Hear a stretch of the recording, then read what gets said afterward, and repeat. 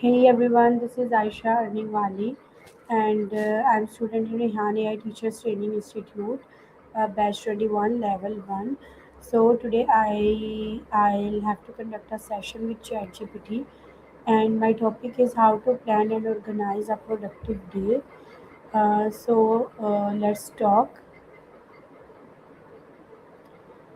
So my first, so sorry. First of all, we add ChatGPT.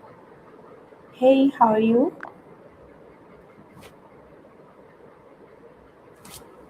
Hey, how are you? Hey, I'm doing really well. Thank you for asking. How about you? How's your day going? Yeah, I'm good. My day was going good. That's Um, If there's anything on your mind or anything you'd like to talk about, whether it's a new project, just a casual chat, or something you need a hand with, I'm here. What's been going on? yeah. So today my topic is how to plan and organize a productive day. Ah, perfect. That's a really useful topic. Are you looking for a general framework you can apply every day, or do you have something specific in mind, like for work, study, or maybe a personal project? Yeah, it would be Got it. like some kind So, of project. What are the most important priorities I need to accomplish today, and how do they align with my long-term goals? That's a great starting point. So, first, I'd suggest listing out all the tasks you need to do for the project, and then identify which ones have the biggest impact on your overall progress. Once you have that, you can prioritize those top impact tasks first and check that each step you take aligns with where you want to be long term. If you want, I can help you draft a more structured daily plan. Yeah. So how can I structure my day to focus on high-impact tasks during my peak energy hours? Great question. So, first, you'd want to identify when you naturally have the most energy. Maybe it's early morning or maybe it's after lunch. Then block those times out for your most critical high impact tasks. I'd also suggest front loading your day with those tasks so you tackle them while you're sharp. Then you can schedule smaller, easier tasks for when your energy dips. And don't forget to build in some breaks to recharge. Yeah. What specific outcomes define a successful and productive day for me? That's a key part. So, successful for you could be tied to specific milestones like completing a key deliverable, finishing a certain number of tasks, or making progress that moves you closer to a bigger project deadline. I'd say at the end of the day, if you've moved the needle on those bigger goals and you feel a sense of progress, then that's a win. Yeah. So tell me, how can I manage able to break tasks into smaller ones, larger tasks into manageable, actionable steps? Absolutely. So, start by looking at the big task and ask yourself what the smallest step would be that still moves you forward. Then list out all those mini steps in order, like a checklist. Make sure each step is clear and actionable so you know exactly what to do next. And once you have them, you can schedule them in your day so they're easier to tackle one by one. Yeah. So, what tools or system, planner, or digital apps can I use to organize my schedule efficiently?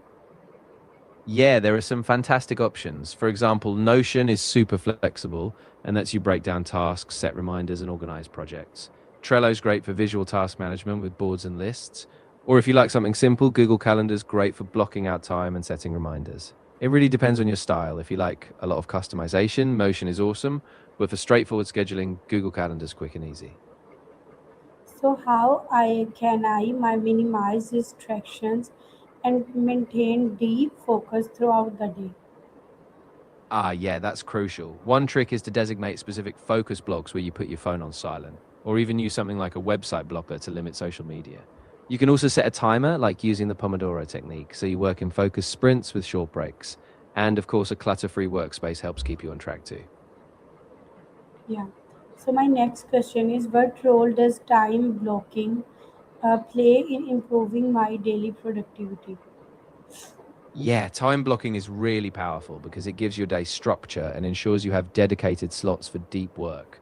By assigning specific tasks to specific times, you reduce the mental load of deciding what to do next. Plus, it keeps you accountable, so you're less likely to procrastinate or get sidetracked. Over time, it really sharpens your focus and consistency. So, how can we apply this technique of time blocking? Yeah, so it's pretty straightforward. First, start by mapping out your day in advance, ideally the night before. Divide your day into blocks of time and assign each block a task or category like deep work, meetings, breaks, or admin. Then stick to those blocks as closely as possible, but build in a little buffer time in case things run over. The key is consistency and reviewing at the end of the day to see what worked.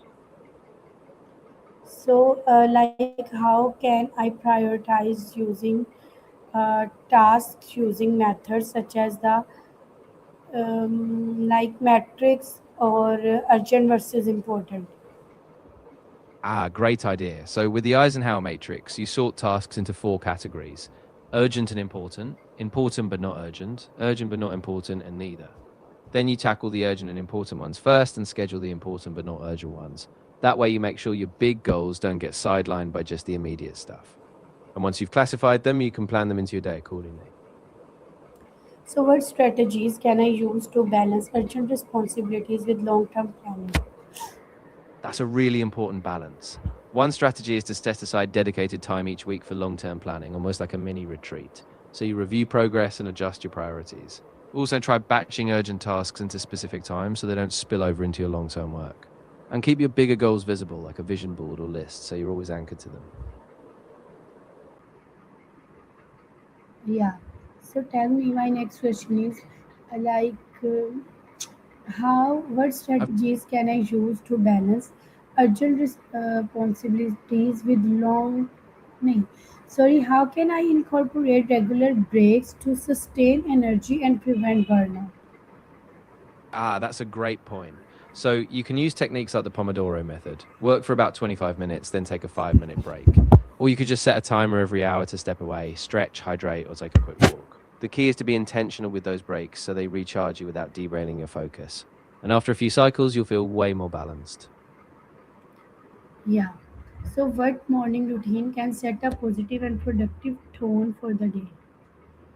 Yeah, absolutely. A solid morning routine can really anchor your day. You might start with something like a short mindfulness practice or some light exercise to wake up your body. There may be a focused planning session like reviewing your top priorities.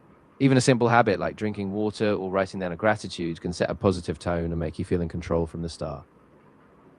Yeah.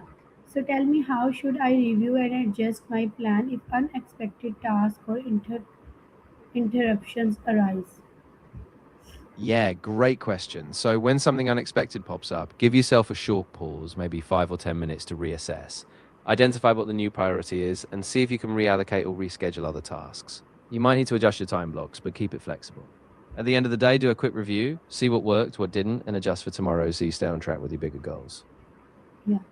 So my next question is, what habits can I develop to ensure consistency in daily planning and execution? Yeah, absolutely. One really helpful habit is a nightly review. Take 10 minutes each evening to reflect on what worked and what needs adjusting. Pair that with a morning planning ritual, so you set your top three priorities for the day. Also, keep a dedicated planner or digital tool handy so you make planning a non negotiable part of your routine. Consistency builds from that daily practice. Yeah. So my next question is, how can I track my progress and evaluate in my productivity at the end of the day? Great point. So at the end of the day, you can do a quick recap by reviewing what you accomplished versus what you planned. You can use a journal or a digital tracker to note key wins and any roadblocks. Then ask yourself, did I meet my top priorities? What could I improve tomorrow? That way you keep refining your approach day by day. Yeah. So tell me, what lessons can I learn from unproductive days to improve my future planning? That's really valuable. So from unproductive days, you can look for patterns like were you overloaded, distracted, or did something unexpected derail you? Ask yourself what signs you missed or what systems could have helped. Then adjust your plan, maybe give yourself more buffer time or tweak how you schedule.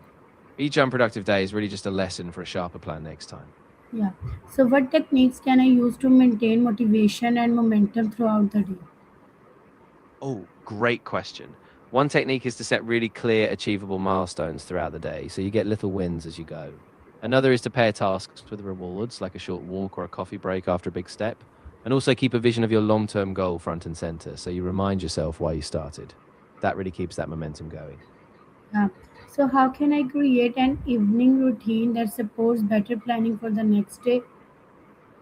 Yeah, that's a game changer. So you could start your evening routine by setting aside 10 to 15 minutes to review how the day went, what worked, what didn't.